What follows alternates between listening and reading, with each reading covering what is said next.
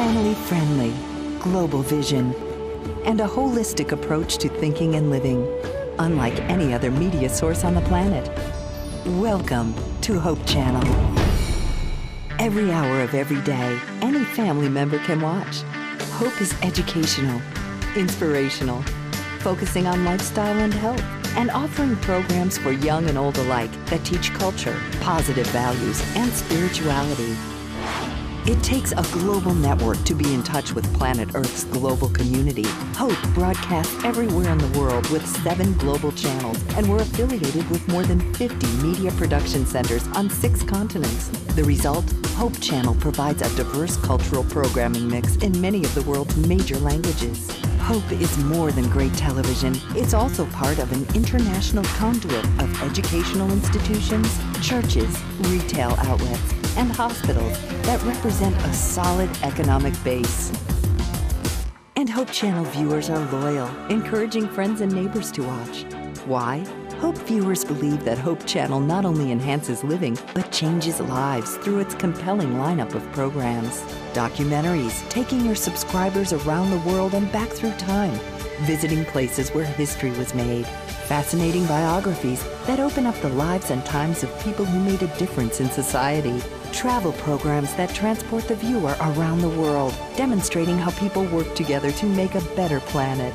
Inspirational programming challenges viewers to experience the joy of discovering faith values and offering spirituality as an important part of a balanced lifestyle. Health and lifestyle programs teach disease prevention and make healthy living simple and attractive. Hope Channel programs provide invaluable support for developing healthy relationships and strong communities. Diverse and positive programming. A global infrastructure and network. A commitment to family-friendly programming 24 hours a day, 7 days a week. This is Hope Channel, your source for quality of life programming.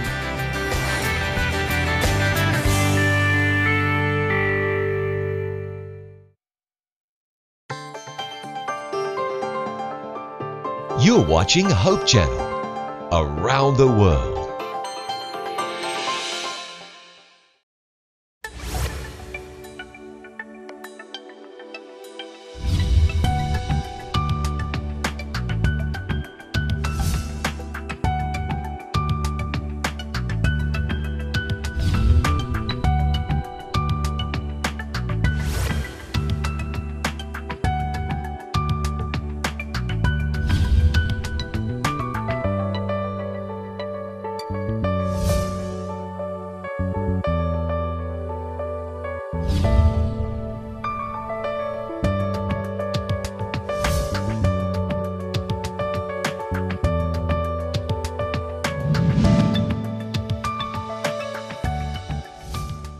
Isang mapagpalang araw po sa inyong lahat. Kumusta po kayo? Ako po muli ang inyong lingkod, Pastor Julio Amurao. Tayo po ay muling magkakasama-sama sa isang oras ng pag-aaral, ng ating pagsaliksik, ng mga kabutihan at ng pagpapala ng ating Panginoong Diyos. Ngayon po ay muli nating makakasama ang ating kaibigan at aking kasama na guro sa Adventist University of the Philippines, sa College of Theology, at isa po siyang systematic theologian. Ang aking binabanggit ay si Pastor Danny Conejos. Pastor, ang inyo pong pagbati. Magandang araw, Pastor July. Sa amin pong mga minamahal na mga manunood, magandang araw po sa inyong lahat. Samahan po nyo kami sa isang tanging oras nga ng pag-aaral at pagtalakay dito po sa ating programa, Let God Be God. Ang isa sa mga paksa sa banal na kasulatan na magandang talakayin at ating pag-aralan ay ang may kinalaman sa saan ba nagmula ang kasalanan? Sino ang pinagmula nito? At ano ang naging konsekwensya? Ano ang naging bunga nito sa karanasan ng tao? So, sa madarating na mga sandali na ating guguguling magkasama, atin pong hilingin ang gabay ng ating Panginoong Diyos. Tayo po ay manalangin. Amang banal na makapangyarihan sa lahat, muli po naming ipinagtatagubilin sa inyo ang aming gagawing pag-aaral ng inyong banal na salita. Tulungan po ninyo kami ng inyong banal na Espiritu upang lubos naming maunawaan ang inyong mga katotohanan at nawa amang banal kami po ay magkaroon ng kaukulang paglilingkod, ng kaukulang panunumbalik sa inyo sa mga bagay na inyo pong ipapahayag sa amin at kami ay inyong tulungan na kapagbigay sa inyo ng luwalhati sa tanging oras ito ng aming pag-aaral. Ito po ang aming dalangin sa pangalan ng Panginoong Hesus. Amen. Gaya ng ating nabanggit kanina, Pastor, ang paksa sa banal na kasulatan na madalas nga rin napapag-usapan ay saan nga ba nanggaling o ano ang pinagmulan ng kasalanan? Ano ba ang sinasabi ng Biblia? Itong paksa na ito para sa aming minamahal na mga manunood, Pastor July, napakahalagang maunawaan ito. Dahil kung hindi tama yung pag-unawa natin sa kasalanan, hindi rin tama yung appreciation natin sa kaligtasan. Kaya napakahalaga ito. Kaya sa ating pag-aaral ngayon, hindi lang ang pinagmulan ng kasalanan, kundi ano ba talaga ang ibig sabihin ng kasalanan. Kasalanan. Kasi sa ating kapanahunan ngayon, maraming mga kaisipan tungkol sa kasalanan. Kaya yun ang ating pag-aralan. Ngayon, ang pasiuna kong sasabihin sa ating mga manunood, Pastor July, na ito kasalanan para bang isa ding pangyayari na kagaya ng pag-aral natin sa Panginoon, medyo may kahirapan din ang pag-unawa nito, lalo na yung pinagmulan. Dahil ang kasalanan po, Pastor July, sa aming mga manunood, hindi nagmula dito sa mundo. Ang una nating masumpungan sa Biblia, ang kasalanan nagmula doon sa langit. Doon, sa langit. Ang langit, alam ho natin, na ang langit yun ay lugar na puro banal. Pangalawa, ang nasumpungan na doon nagsimula o siya ang panimula ng kasalanan ay hindi dating makasalanan. Siya ho ay nilalang ng ating Panginoon na isang perpekto na anghel. Ang Panginoon ay hindi gumagawa ng hindi perpekto. Lahat na ginagawa ng Panginoon ay perpekto. Walang kulang, walang bahid. Kaya isa yan sa tinatanong, paano nagmula? Bakit ba doon sa langit na hindi conducive ng tao o ang sino mang nilalang makalikha ng kasalanan, doon pa nagmula yung kasalanan. Alam ba ninyo mga minamahal naming manunood, ang tinutukoy ko ho na anghel na ginawa ng Panginoon na isang perpekto na anghel ay kinilala ayon sa testimonya ng Biblia sa Lumang Tipan, ang pangalan ho niya ay Lucifer. Lucifer. Yon ang ginawa. So tingnan ho natin, Pastor July, yung informasyon tungkol sa anghel na ito sa Ezekiel 28. Ezekiel 28. Okay, Ezekiel 28. Siguro Okay. magsimula tayo sa 13. 13. Ezekiel, Kapitulo 28, talatang 13 na patuloy, ito ang binabanggit. Ikaw ay nasa Eden, na halaman na ng Diyos. Lahat na mahalagang bato ay iyong kasuotan. Ang sardyo, ang tupasyo, ang diamante, ang berilo, ang onyx, at ang haspe, ang safiro, ang esmeralda, at ang karbungko, at ang ginto. Ang pagkayari ng mga iyong pandireta at ang iyong mga plauta ay napasa iyo. Sa kaarawan na ikaw ay lalangin ay nangahanda. Ikaw ang pinahirang kirubin na tumatakip at itinatag kita na dapat ikaw ay nasa ibabaw ng banal na bundok ng Diyos. Ikaw ay nagpanhikmanaog sa gitna ng mga batong mahalaga. Ikaw ay sakdal sa iyong mga lakad mula sa araw na ikaw ay lalangin hanggang sa ang kalikuan o kasamaan ay nasumpungan sa iyo. Bago ko isa-isahin yung mga description, mga katangian, paano inilarawan ang anghel na yon, nais ko pong ipaalam na yung Ezekiel 28, yung pasimula niyan, sa versikulo 12, yun ay lamentasyon sa King of Tyre.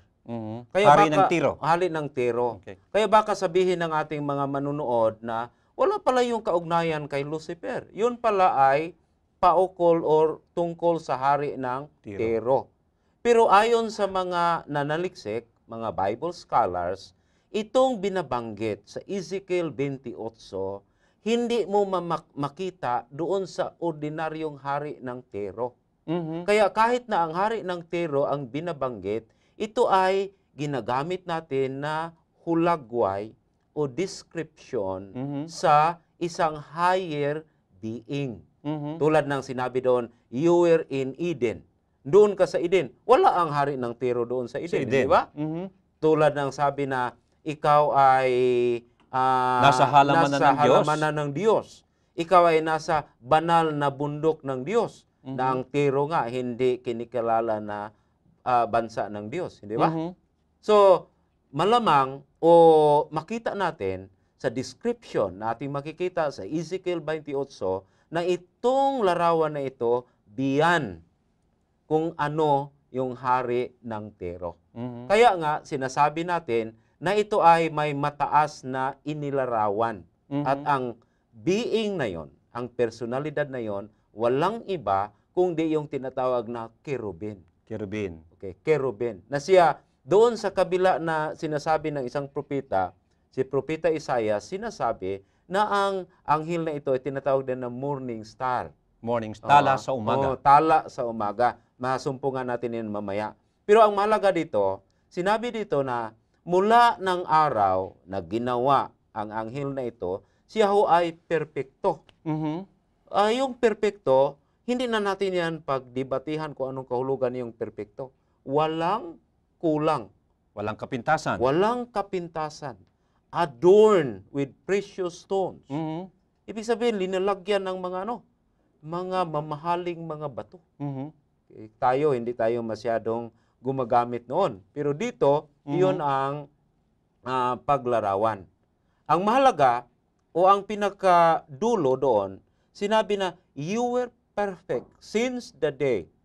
Ibig sabihin, mula ng nilikha, yun ay perpekto. Hanggang yung kasamaan ay natagpuan sa kanyang puso. So ang Panginoon hindi gumawa ng isang masama na anghel, perpekto. Pero, ano bang gamitin nating salita? Sumibol? O ano ba? Na natagpuan yung kasamaan sa kanyang puso.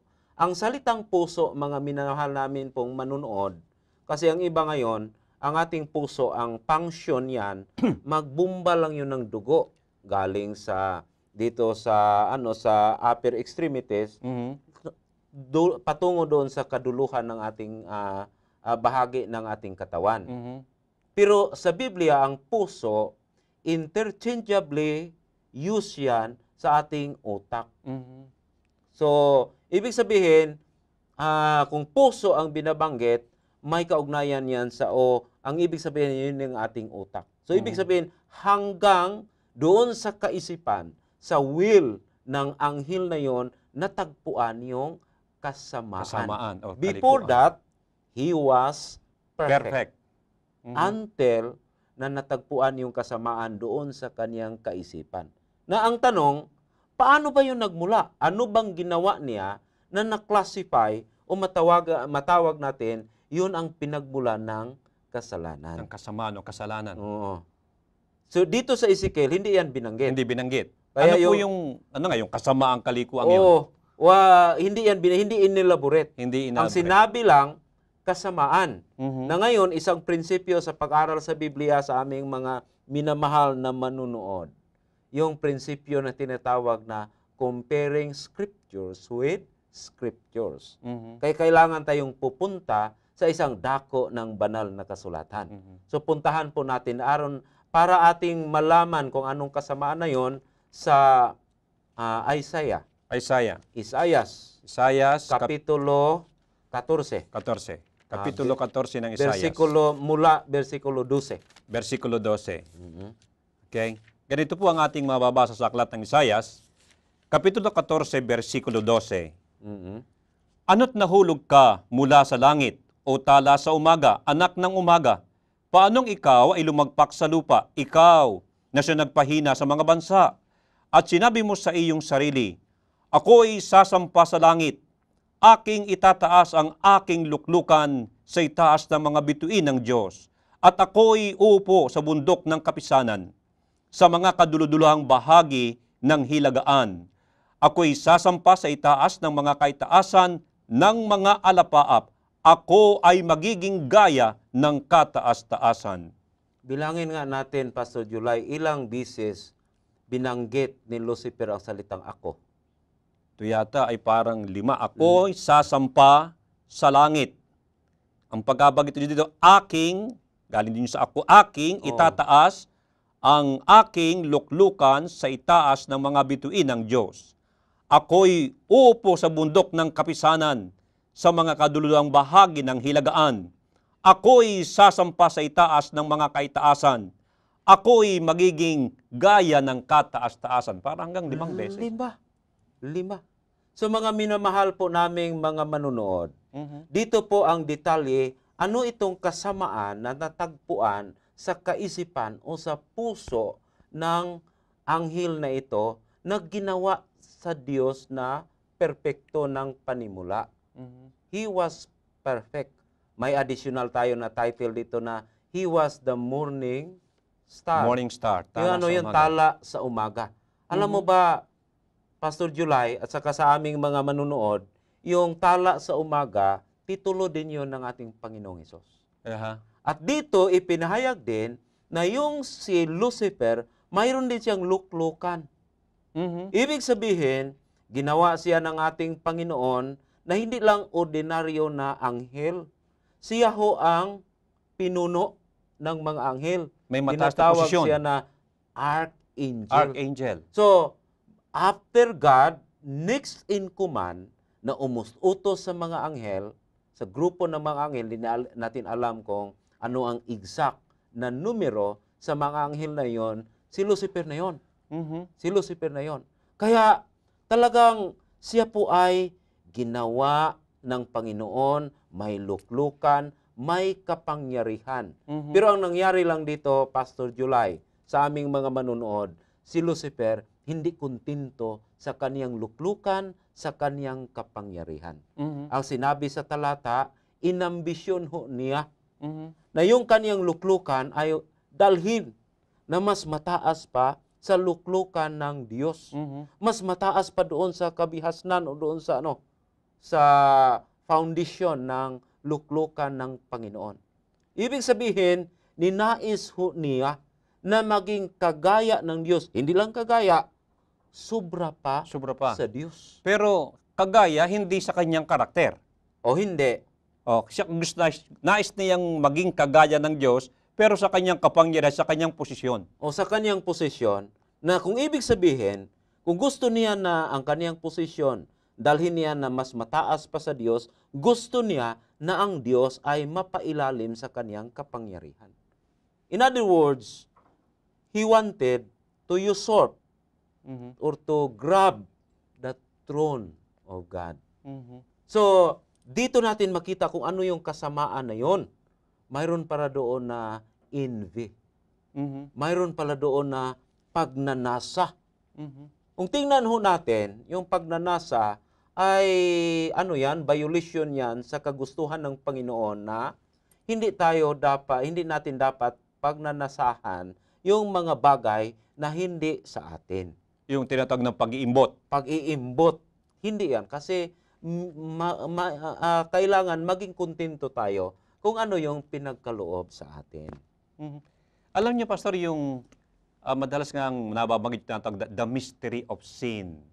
Yung hiwaga ng kasalanan.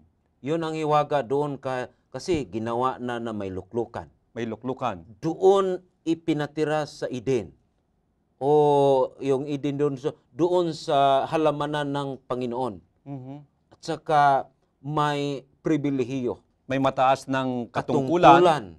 Mhm. Adorn with May maganda precious pang stones. kasuotan. Oh, tinatawag pa na morning star. Morning star, Ang hiwaga doon, bakit?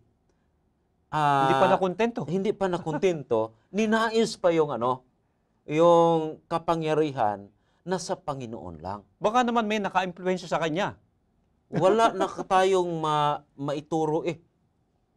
Kaya doon sa langit, doon nagsimula yung kasalanan. Saan nagsimula? Doon sa nilalang ng Panginoon na si Lucifer na may mataas na katungkulan. Magandang lalaki, kung lalaki mayong anghel. Di ba? Ma-adorn, respected, second in command. Kaya nga kung ipatuloy natin yung discussion dyan, yung ginawa niya doon na kudita, kudita kasi Kudita. Kasi As in, gustong, as if as na in kudita. kudita, gusto niyang agawin yung kapangyarihan ng Panginoon. Hindi, medyo nanatili yon sa medyo mahaba na proseso. Hanggang 3 bahagi ng mga angheles na ilalim sa kapangyarihan ni Lucifer ay nadalaho niya, sumanib sa kanya, umanib sa kanya. Ikatlong bahagi ng mga Ikatlong anghel. bahagi, 1/3 of the angelic host. Mhm. So hindi basta-basta yung convincing power, yung charisma ng anghel na ito. Kaya ang hiwaga doon, bakit ba?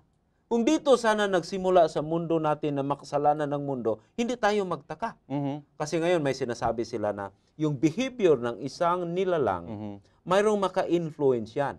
Hereditary, Oh, yung sinabing manong-mana ka sa yung tatay mo. manang-mana ka sa tatay mo, Oh. at saka environment. Oh, dala lang yan ng kanyang mga kabarkada. So, nakita mo sa kapaligiran. Aha. Pero doon sa langit, sabi mo na hereditary, he was created perfect. Yeah. Environment, the environment was perfect. Mhm. Kaya doon yun ang hiwaga. Paano ba? Pero ang description sa Bible dito, kasi ang Biblia, sa pag-inspired, pag-udyok ng Panginoon, talagang ipinahayag lang sa atin paano nagmula ang kasalanan. Hindi na dinitalye kung saan pa yun galing. So, ini-explain na lang kung sinong pinagmulan, sinong pasimula, at saka si Lucifer nga, paano, ayon kay Isaiah, ninais pala niyang agawin yung kapangyarihan na hindi sa kanya. In other words, nakalimutan ho niya ang prinsipyo, Pastor July, at sa aming mga manunood, mayroon kasing prinsipyo na kailangan i-maintain natin yung relasyon natin as creatures. Creatures tayo, nilalang tayo, and with the Creator. So yung Creator, talagang may kapangyarihan over the creatures. So kailangan i-maintain niya na relationship. Alam niyo, Pastor, parang meron akong isang naalaala na pagtalakay din tungkol dito sa tinatawag na mystery of sin, na papaano nga itong isang sakdal na nilalang ng Diyos. At hindi lamang sakdal sa pagkalalang sa Kanya, siya ay masasabi natin na nasa Kanya na lahat. Oo. At siya ay nasa Kanyang mataas na posisyon. Oo. At siya ay naglilingkod mismo sa harapan o doon sa trono ng Panginoong Diyos. Siya ay nakikita niya, marahil na pag napapakinggan ang ating Panginoong Diyos, gayunpaman sa kabila ng siya ay nasa presensya ng pinagmumula ng katotohanan at pinagmumula ng liwanag, siya pa rin ay nagkaroon ng kamalian at ng kalikuan sa kanyang puso. Kaya ang sabi doon ay, ano pa ang ihahayag sa kanya? Ano pang liwanag ang ipapahayag sa kanya ng Diyos, samantalang siya ay mismong nagkamali at nagkasala sa harapan ng Panginoong Diyos na nasa kanya ang liwanag.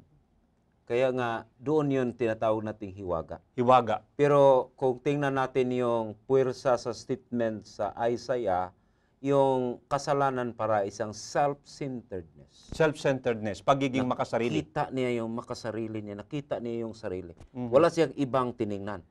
Ako. Ang sabi nga ng iba dyan, parang I disease. yung I will. I will. I will. I will.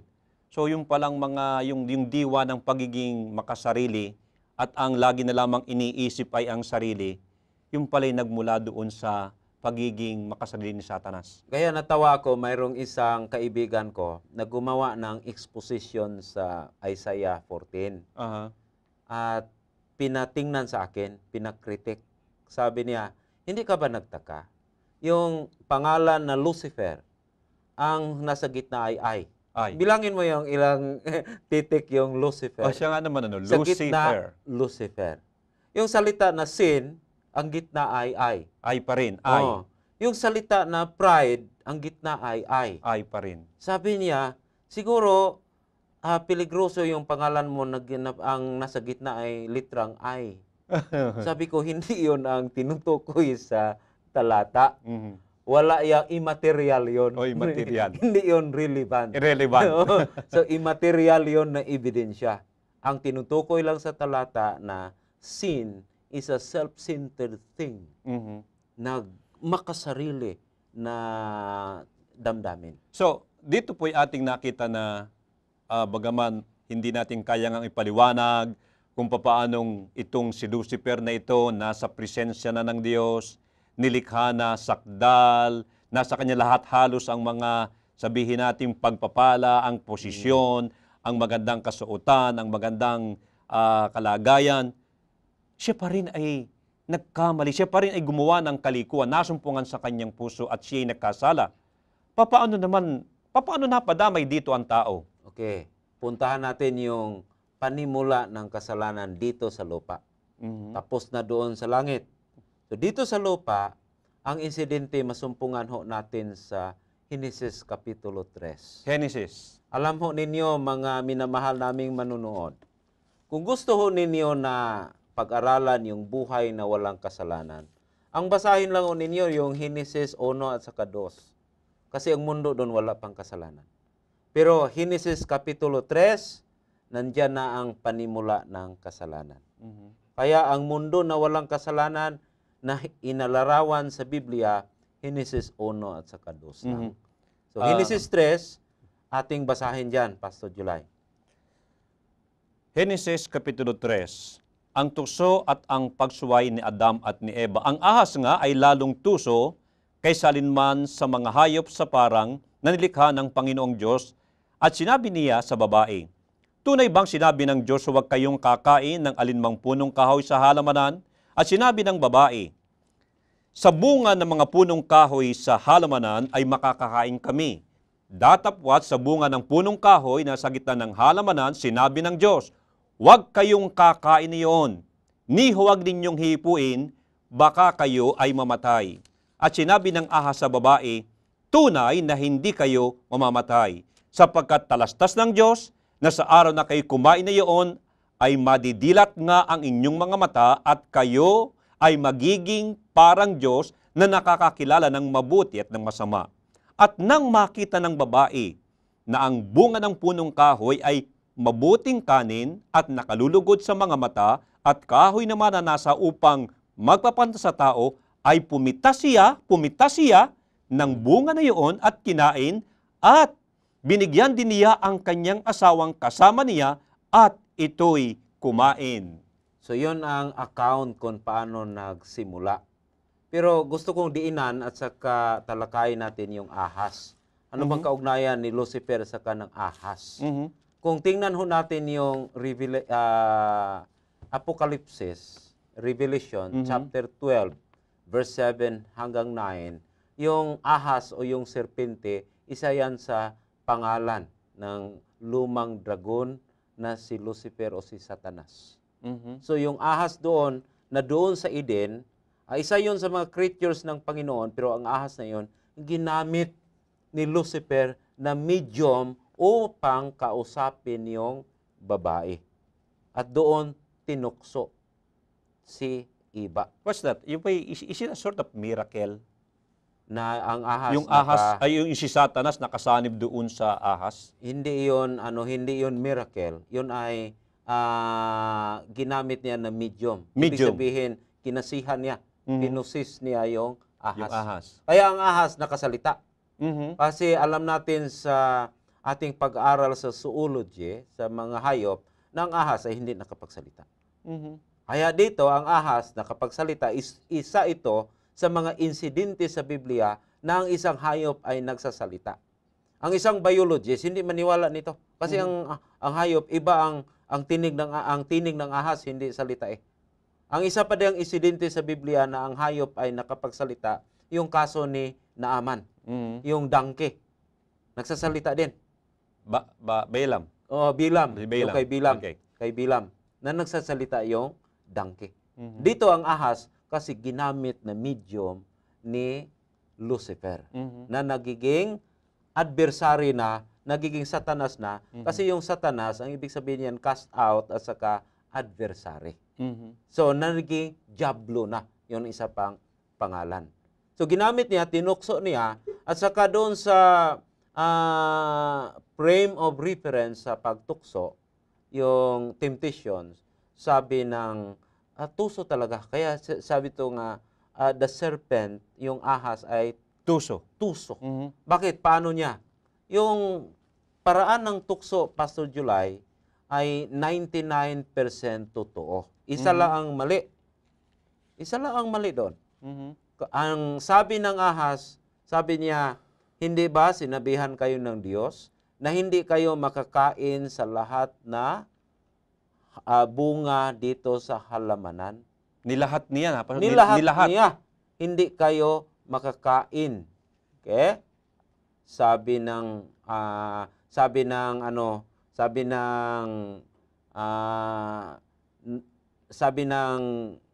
babae, makakain kami.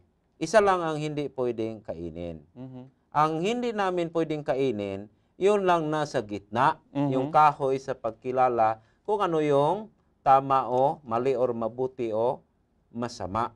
Kasi sabi ng Panginoon, sa araw nakakain kami sa bungang kahoy na yon, kami ho ay mamamatay. Dito na ang katwiran na 99% correct at saka 1% lang yung mali. 1% lang yung mali. Kasi sabi ng ahas, hindi kayo mamamatay. Ang sinabi ng Diyos, sa araw nakakain kayo, mamamatay kayo. Dinagdagan na nilang hindi. Alam niyo, Pastor, parang ang bagit nga dito sa banal na kasulatan, huwag kayong kakain, ang sabi ng Panginoon. Sapagkat sa araw na kayo kumain, parang ganun ang pagkabanggit dito, walang pagsalang kayo ay mamamatay. Anong sagot ng diablo? Ay, and then, ang isa pang napansin ko dito, nung ito ay sabihin ng babae doon sa diablo o doon sa ahas, datapat sa bunga ng punong kahoy na nasa gitna ng halamanan na sinabi ng Diyos, huwag kayong kakain niyon, ni huwag ninyong hipuin. Pinalitan niya. Pinalitan niya. Baka kayo'y mamatay. Oh. At dito naman, nung marinig ito ng diablo at sinabi ng ahas sa babae, tunay na hindi kayo mamamatay. So dinagdagan lang yung hindi. Kasi ang lahat na salita doon, tama lahat eh. Dinagdagan lang hindi. At anong nangyari? Saan nakita? Ibig sabihin, ang proseso ng tentasyon na yon, yung deception na yon, ay hindi ko nga tinatawag yan na deception. Kasi harap-harapan eh. Harap-harapan. Naalaman talaga ni Eva at nakagawa siya ng desisyon, yung pasya. Sabi niya, nang nakita niya ang bunga ng kahoy ay mabuti. Di ba?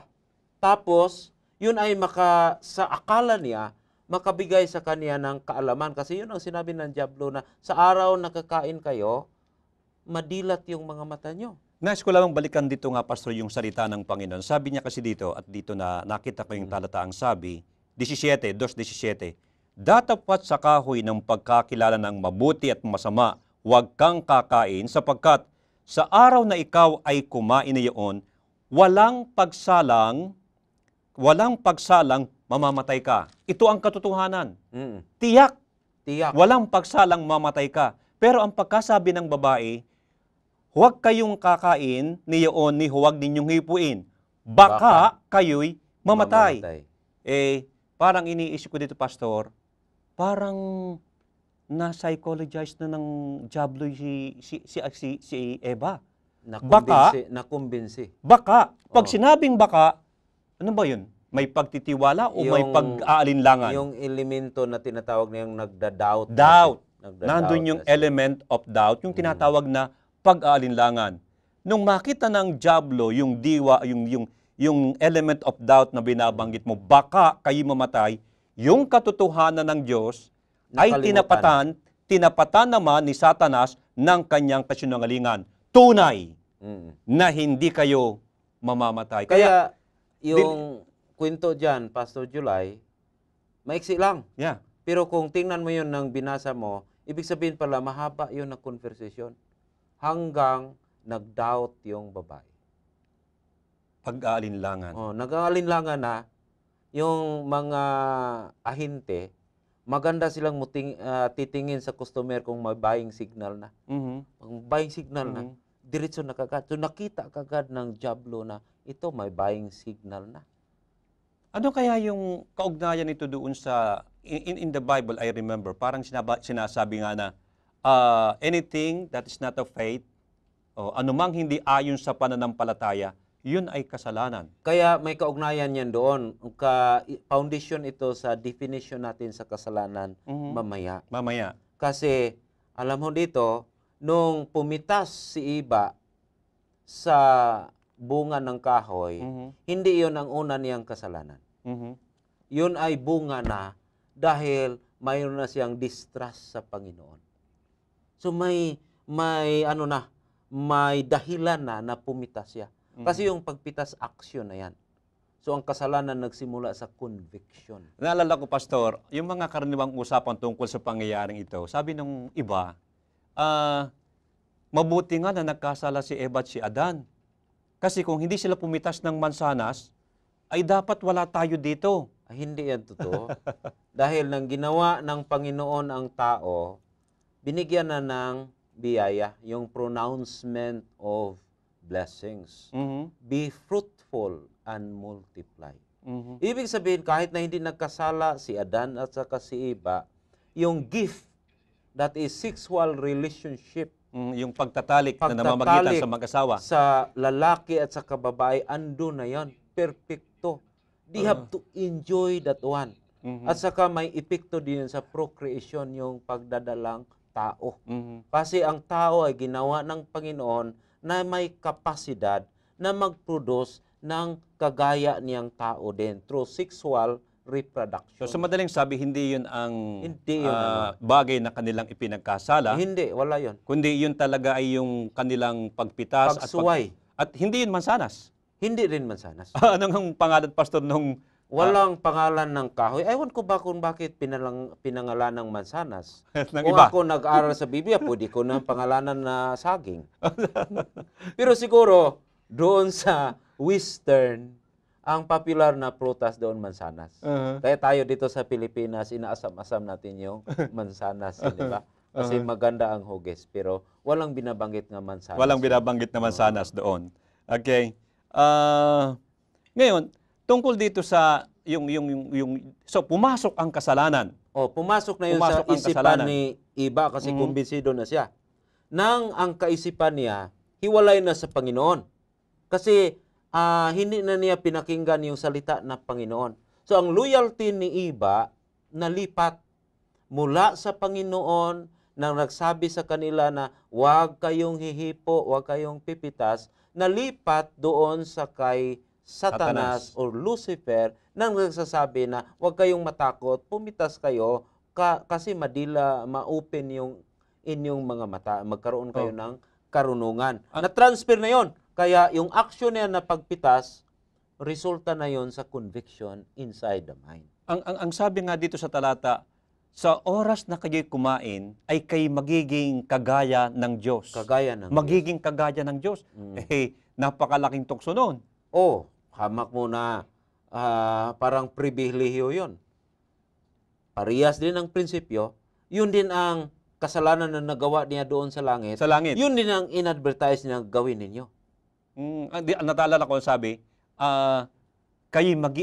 ako'y magiging gaya ng kataas-taasan. Hindi ito rin yung tukso na kanyang ibinigay doon. Kayo magiging kagaya din sa Diyos. Mhm. Ang nangyari, nang pinitas o nang pumitas si Iba, kumain.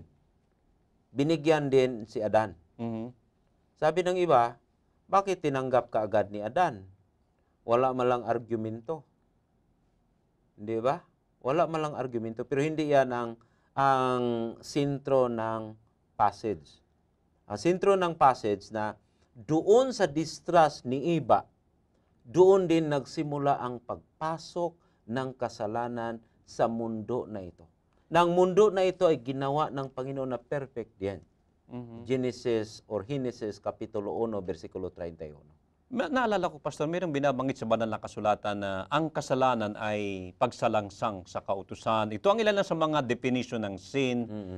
Anything that is not of faith is sin. What can you say about this? Dito, makita mo yung distrust. Kanina sinabi natin na ang sin ay self-centeredness. Nang si Eva ay inasam-asam din maging kagaya ng Diyos. So ang kanyang sarili ay nagiging number 1 sa halip ng Diyos. Parehas din kay Lucifer, nakalimutan yung siya ay nilalang at saka mayroong manlalalang. Ngayon, ano ba ang sinasalangsang? Ano ba ang kautusan? Kasi wala pa mang nasulat. Wala pang nasulat noon. Pero ang prinsipyo andoon na. Ng prinsipyo ng kautusan. Ang prinsipyo andoon na. Yung sinabi ng Panginoon na hindi ka pwedeng magkaroon ng ibang Diyos. Maliban sa akin, andoon na yun ang prinsipyo. Kasi karakter yan ng Panginoon Nang nilalang si Adan at saka si Eva sa wangis ng Panginoon, inbuilt yun, andoon na yun, yung prinsipyo. So, ibig sabihin, Pastor, yung katapatan sana ni Eva sa Panginoong Diyos, na ibigay niya ang katapatan kay Satanas. So, ang Panginoon niya, hindi na ang Panginoon si Satanas na.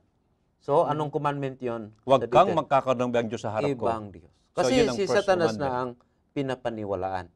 Pangalawa doon, yung covetousness. Yung pag-iimbot. Pag-iimbot. Inimbot niya yung magiging kagaya ng Diyos. So, ang prinsipyo ng kautusan, talagang sinuway doon. So, sa ganung paraan pumasok ang kasalanan. Naranasan ng tao. Ano naman ang naging resulta ng pagpasok ng kasalanan? Marami ang resulta na ultimately mayroon tayong ang ultimate yan na resulta, mayroong kamatayan.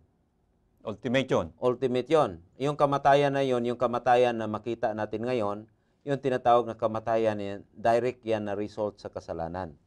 Mayroon ding kamatayan na tinatawag natin na bayad.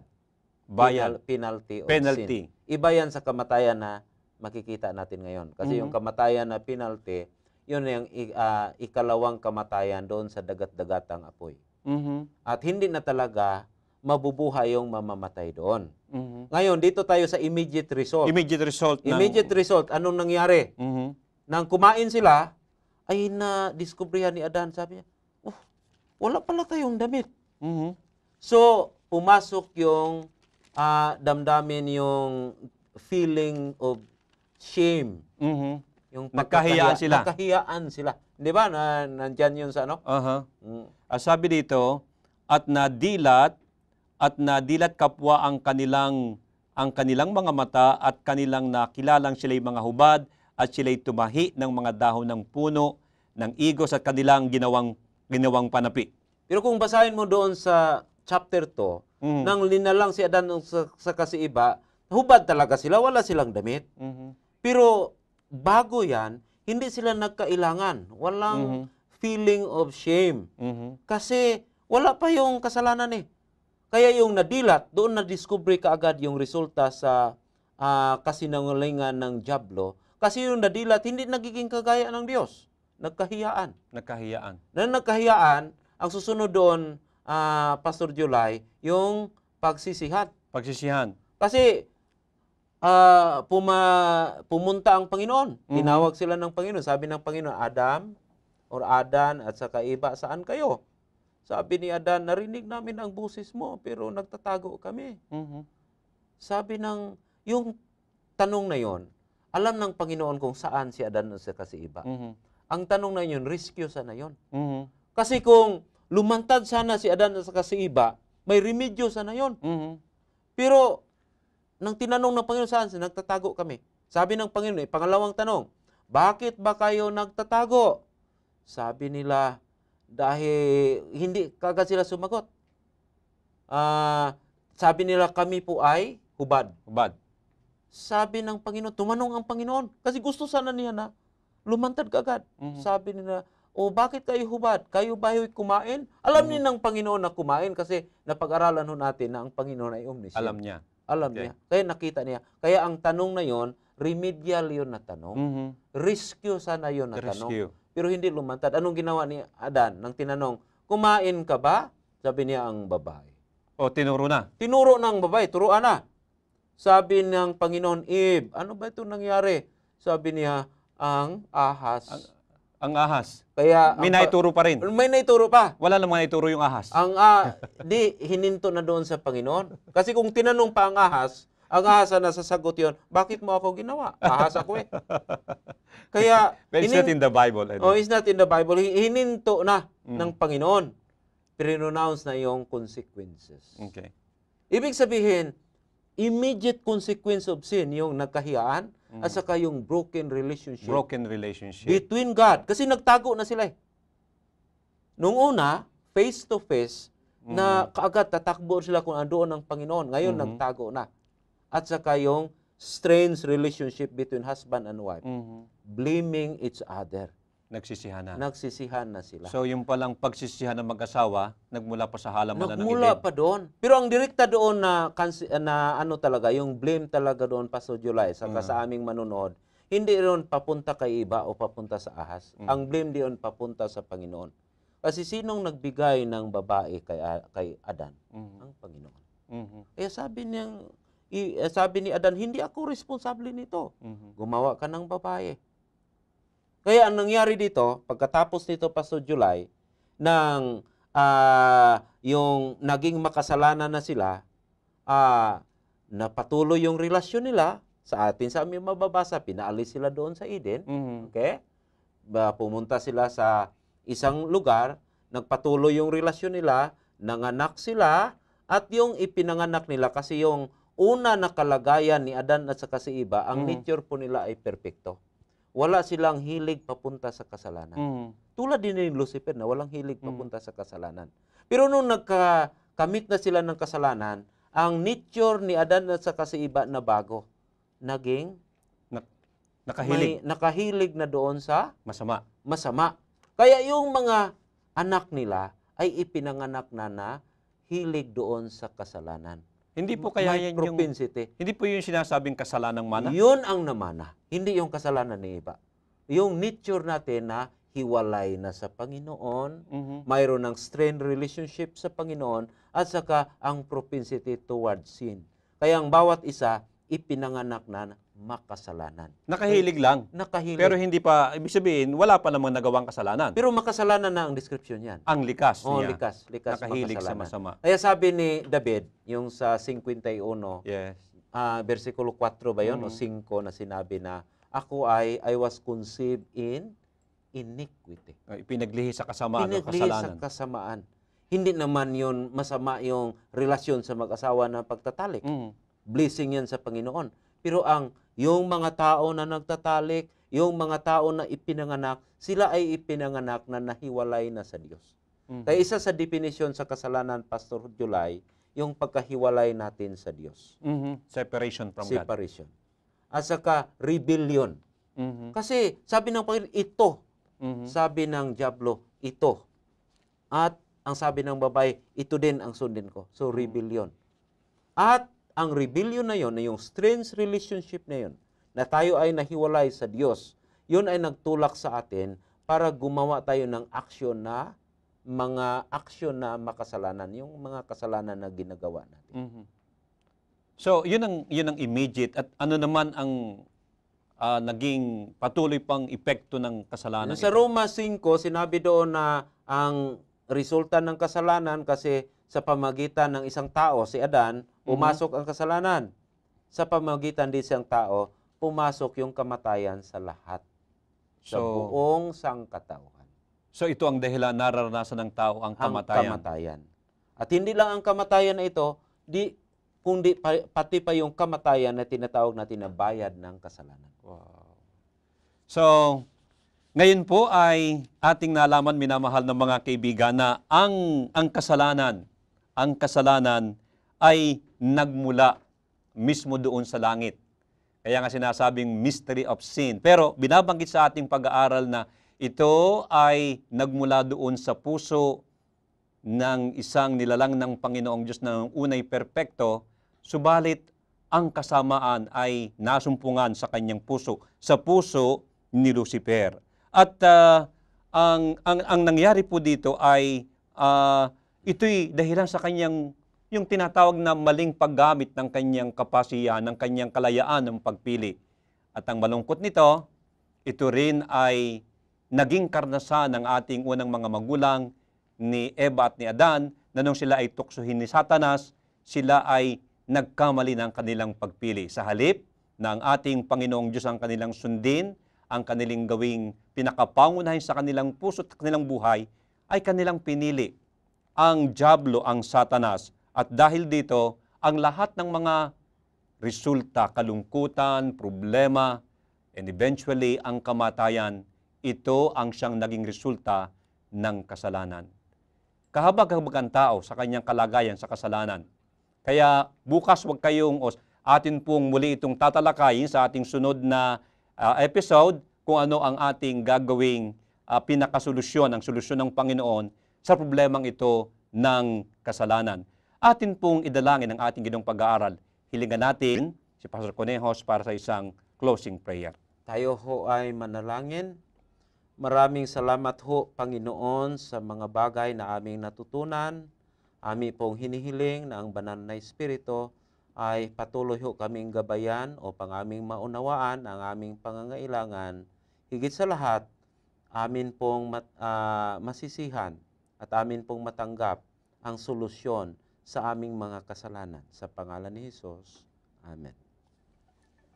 Pastor, ang inyo pong pamamaalam sa ating mga taga-subaybay. Kaya aming mga minamahal na manunood, ang kasalanan hindi lang isang konsepto, isang realidad na andyan sa atin. The good news, there is hope and there is remedy of our sins. Maraming salamat po sa inyong pagsubaybay. Ang inyong lingkod, Pastor Julio Omurao, at kami po ay nananalangin na sana ang kapayapaan ng Diyos ang inyong maranasan.